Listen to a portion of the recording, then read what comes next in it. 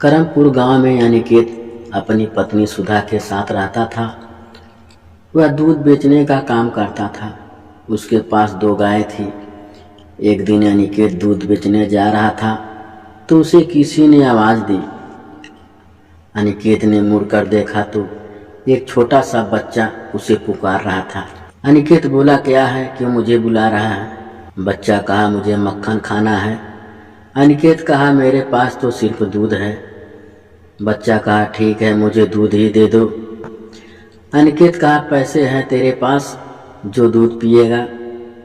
जा अपने घर से पैसे लेकर आ। बच्चा कहा, मेरे पास पैसे नहीं हैं, बिना पैसे के दे दो। अनिकेत उसे डांट कर भगा देता है और दूध बेचने चला जाता है। वह सारा दिन भटकता रहता है लेकिन उसका आधा ही दूध बिक पाता है। शाम तक घूमने के बाद वह घर आ जाता है।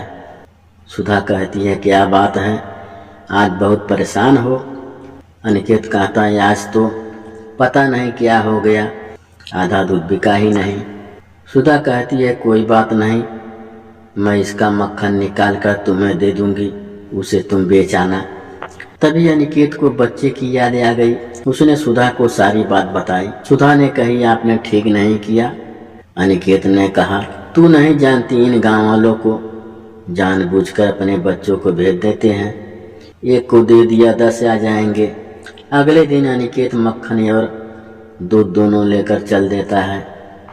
रास्ते में उसे वही बच्चा मिलता है। वह फिर से मक्खन मांगता है और अनिकेत उसे फिर से डांट कर भगा देता है।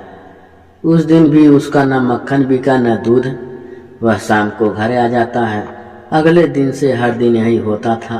वह बच्चा अनिकेत को नहीं मिलता लेकिन उसका दूध कोई नहीं खरीदता था। धीरे धीरे वो गरीब होने लगता है। एक दिन एक गाय को चारा खिलाने के लिए अनिकेत एक गाय को बेच देता है। इसी तरह चिंता करते करते अनिकेत बीमार पड़ जाता है। वह इतना कमज़ोर हो जाता है कि उससे उठा भी नहीं जा रहा था। सुधा उसे दवाई देकर दूध बेचने चल देती है। अनिकेत लगता है उस बच्चे का दिल दुखाकर मैंने ठीक नहीं किया।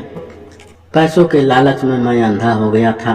तुझे कोई भी मिले बिना पैसे लिए दूध दे देना, शायद इस तरह मेरे पाप कम हो जाए। सुधा उसी जगह पहुंच जाती है जहां वह बच्चा अनिकेत को मिला था। सुधा कहती है, मुफ्त में दूध ले लो, मुफ्त में मक्खन ले लो। पूरे दिन आवाज़ लगाने के बाद भी उसका दूध दही कोई नहीं लेता। वह थक हार कर एक पेड़ के नीचे बैठ जाती है। तभी उसे एक औरत आती हुई दिखाई देती है। सुधा कहती है, बहन, इस गांव में कोई भी हमसे दूध मक्खन नहीं लेता, क्या बात है? कुछ समझ में नहीं आ रहा। औरत कहती है, अरे तुम्हें नहीं पता, इस गांव में कुछ दिन पहले एक बालक आया था। वह सबसे दूध और मक्खन मांग रहा था।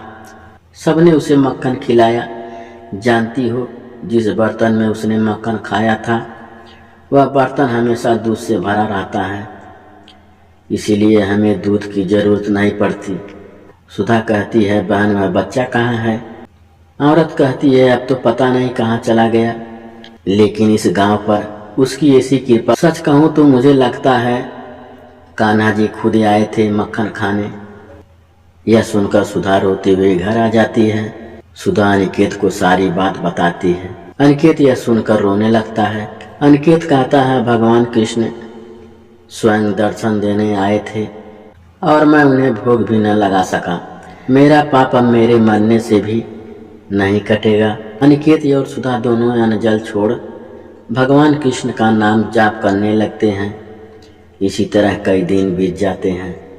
अनिकेत, जो पहले से बीमार था, मरने की अवस्था पहुंच जाता है। सुधा भी बहुत कमज़ोर हो जाती है। भी रात के समय वही बच्चा उसके घर आ जाता है। बच्चा कहता है, मुझे माखन खाना है। उसकी आवाज़ सुनकर दोनों उठ जाते हैं और रोने लगते हैं। अनिकेत कहता है, भगवान, आज सच में मेरे पास माखन नहीं है, अब तो मेरे पास दूध भी नहीं है, मैं आपका भोग कैसे लगाऊं? सुधा रोकर उनके पैरों में गिर जाती है। बच्चा कहता है, झूठ बोलते हो, वो देखो। दोनों पीछे देखते हैं तो सोने के बर्तन में दूध, दही और मक्खन के ढेर लगे हुए थे। दोनों बच्चे के पैरों में गिर जाते हैं। भगवान श्री कृष्ण अपने असली रूप में आ जाते हैं। उनके चमत्कार से अनिकेत और सुधा बिल्कुल ठीक हो जाते हैं। कान्हा कहते हैं, यदि कोई तुमसे मदद मांगे तो उसकी मदद अवश्य करना। यह कहकर कान्हा जी अंतर ध्यान हो गए। उसके बाद दोनों प्राणी भगवान की भक्ति करने लगते हैं।